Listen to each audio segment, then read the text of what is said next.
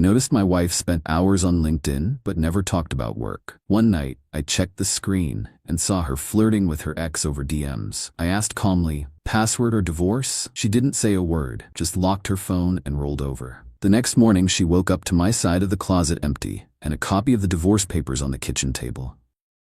It's strange how your brain picks up on patterns before you consciously realize something's wrong. For months, I'd been noticing my wife Allison's sudden interest in her professional development. 3, sometimes 4 hours every evening, hunched over her phone, scrolling through LinkedIn. Yet she never mentioned networking events, job opportunities, or industry connections. I'm Alex, 41. I restore and preserve historic architecture, own a specialized firm that works on landmark buildings across the country. Allison, 39, is a veterinary radiologist at a specialty animal hospital. We've been married for 11 years, no kids by mutual choice, which gave us the freedom to build our careers and travel extensively. The first red flag appeared 6 months ago. Allison started bringing her work tablet home, something she'd never done before. New protocol? She explained when I asked. We need to be available for emergency consultations on difficult cases. I accepted this without question. Trust had never been an issue between us. Then came the LinkedIn obsession. Every night after dinner, she'd retreat to the couch or our bedroom, endlessly scrolling. Whenever I'd walk by, she'd angle the screen away or quickly switch to another app. Just catching up on veterinary journals, she'd say with a dismissive wave. The third flag was the password change. Allison and I had always shared our phone passwords, not because we snooped, but for practicality. Suddenly, her phone was locked with a new code she forgot to tell me about. Still, I said nothing. Made excuses for her in my head. Maybe she really was focused on advancing her career. Maybe I was being paranoid. Until last Wednesday night. I came home early from a client meeting to find Allison in our bedroom, so engrossed in her phone that she didn't hear me enter. I caught a glimpse of her screen over her shoulder. Definitely not LinkedIn's professional blue interface, but the direct message section. A man's profile picture was visible. The messages made my stomach drop. I miss how your body feels against mine. Allison's reply, patience, working on untangling things here. It's complicated. His response, 11 years seems like a long time to waste with the wrong person. I stepped back into the hallway, my mind racing, took a deep breath, counted to 10, then walked in normally as if I'd just arrived. Hey, how was your day? I asked casually. She jumped slightly, locking her phone. Fine. The usual. How was your meeting? Ended early. What are you working on? I nodded toward her phone. Just LinkedIn. Boring work stuff. I sat on the edge of the bed. Kept my voice even. Allison, I saw the messages. Who's David? Her expression cycled through shock, denial, and finally cold defiance. You were spying on me? No. I walked in and saw your screen. Who's David? She sat up straighter. An old friend.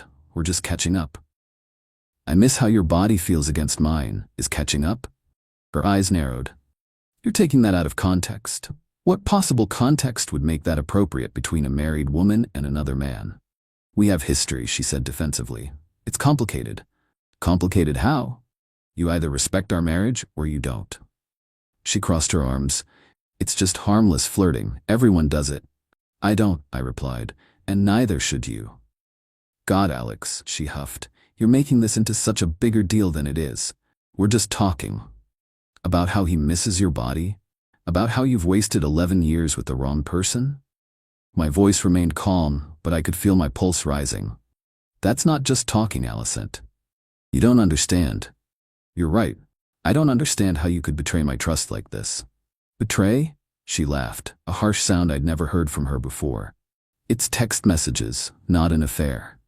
An emotional affair is still an affair, I countered. And based on what I saw, you're planning for more than just messages.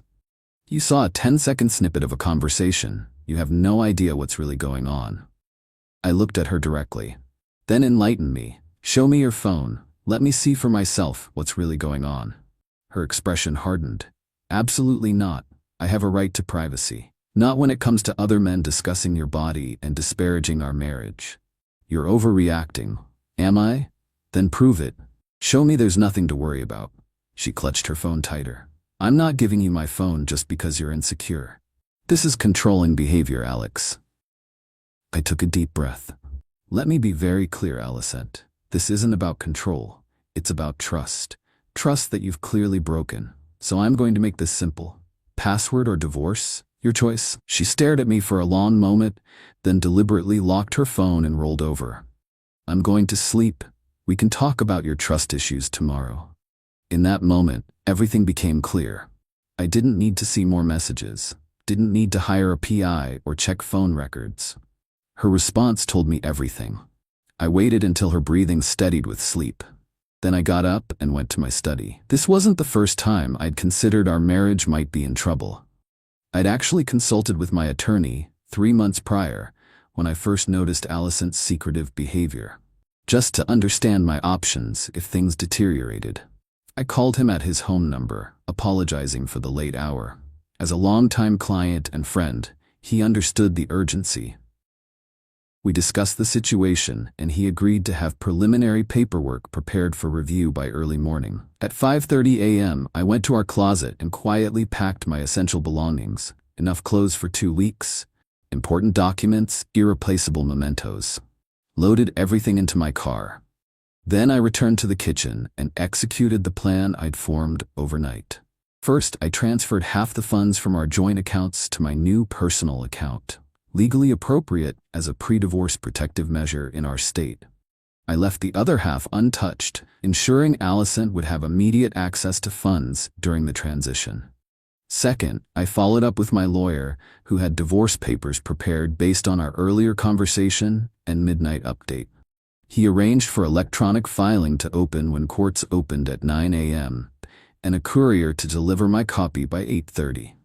Third, I contacted my office manager, who started work at 6 a.m., to make necessary arrangements. Alicent's health insurance was through my company's plan, and she occasionally used one of our company vehicles for emergency hospital visits. We decided that her health insurance would continue until the divorce was finalized as legally required, but made arrangements regarding the vehicle access within the standard 30-day period our policies specified. Fourth, I emailed our property manager to inform him I'd be moving out temporarily, but as the sole owner of the condo, purchased before our marriage, with money from a restoration project I completed before we met, and maintained entirely with funds from my separate account throughout our marriage, I would continue making payments. Alicent would need to make arrangements within 60 days, double the legally required notice in our state. By 8 a.m., the papers had arrived. I placed them on the kitchen table with a note. Alicent, your silence was your choice. These are mine. You have 60 days to make new living arrangements. All communication should go through my lawyer, Alex. I left my house key and wedding ring on top of the papers, took one last look around the home we'd shared, then walked out the door. At 8:43 a.m., my phone exploded with notifications. Alicent had woken up to an empty closet and divorce papers. Her calls, texts, and emails poured in. This is insane. Call me right now. You're throwing away 11 years over nothing. You can't just kick me out. This is my home too. Answer your phone. I didn't respond to any of them. Instead, I checked into the extended stay hotel I'd arranged that morning, set up my workspace, and continued my workday as scheduled.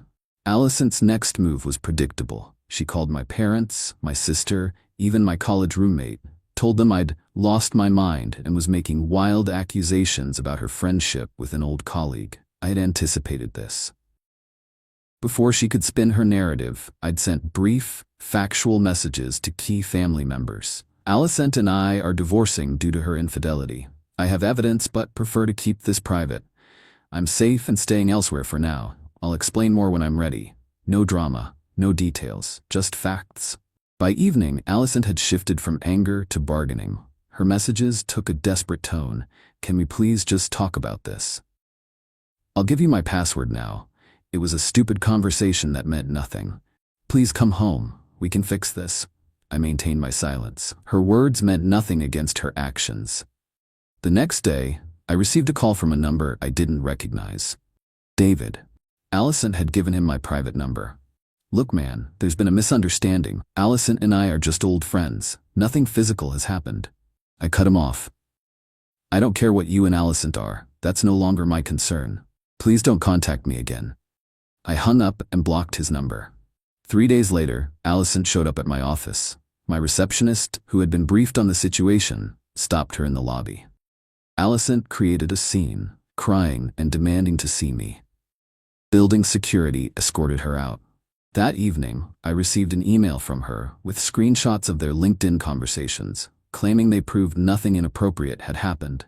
But she'd only included recent sanitized messages, a laughable attempt at damage control. What she didn't know: I'd maintained our home router's connection logs as part of regular maintenance. Every device that connected to our Wi-Fi had its basic connection data recorded. Not content, but timestamps and service information. The logs showed her spending hours connected to LinkedIn servers during the exact time she claimed to be researching cases. While I couldn't see specific message content, the pattern matched perfectly with her suspicious behavior. More importantly, her work tablet frequently connected to our Wi-Fi during these sessions, contradicting her claim that she was using it exclusively for emergency consultations. I didn't need to see the content of those thousands of messages. The patterns told the story. 1 week into our separation, Allison's animal hospital announced budget cuts, including eliminating her position. Her timing couldn't have been worse. With no income, she faced the prospect of finding both a new job and a new place to live. I instructed my lawyer to ensure her health insurance continued through COBRA as legally required, with the initial premium covered as part of our eventual settlement. She tried using this to garner sympathy, sending messages about how I was leaving her destitute at the worst possible time. I forwarded these to my lawyer without response. My lawyer advised me Allison had hired an attorney known for pursuing substantial settlements. Their first demand: half the value of our condo, ongoing spousal support, and a portion of my business. My lawyer's response included comprehensive documentation: the property deed showing I purchased the condo 2 years before our marriage with profits from a major restoration project, bank records confirming I had made every mortgage payment from my separate account throughout our marriage, and our prenuptial agreement, which Allison had apparently forgotten, specified that infidelity, even emotional infidelity with documented intent to leave the marriage, was grounds for limiting certain financial considerations. Their demands were swiftly reduced. After the mandatory waiting period in our state, 90 days, the divorce proceedings continued. The final settlement was reasonable. Allison received a one-time payment equivalent to 6 months of her former salary, her personal belongings, and continued health insurance coverage for 6 months. Her access to any company resources was terminated, as our policies required. The divorce was finalized within 6 months, faster than the state average of 9 to 12 months for contested divorces. It's been a year now. I've moved back into my condo after having it completely redecorated. Nothing remains to remind me of Allison. Last week, I received a handwritten letter from her, forwarded through my lawyer. She wrote about regrets, poor decisions, and second chances. Said she'd never stopped loving me. That David was a mistake she'd pay for the rest of her life. I didn't respond. Some bridges once burned should remain ashes. People ask if I regret acting so decisively, if I should have considered counseling or forgiveness. My answer is always the same: when someone shows you who they really are, believe them the first time. Allison showed me exactly who she was when she locked her phone and rolled over that night. She chose secrecy over honesty, deception over truth. In that moment, our marriage ended. I just handled the paperwork. I don't hate Allison. I don't waste energy on bitterness. But I don't regret my decision either. Self-respect demands certain boundaries. When those boundaries are crossed, a real man doesn't negotiate, plead, or bargain. He simply walks away and rebuilds. Edit. Thanks for all the comments and support. I see some recurring questions, so I'll address them. 1. Why didn't I check her phone while she was sleeping? Because I didn't need to. Her refusal to show me was confirmation enough. I'm not interested in cataloging the details of betrayal, just recognizing when it happens. 2. Was I too harsh with the 60-day notice? No. The condo was legally mine, purchased before marriage with money from a solo project which remains separate property in most jurisdictions, and maintained entirely with my separate funds. I gave her twice the legally required notice period, and she had immediate access to half our joint accounts for expenses.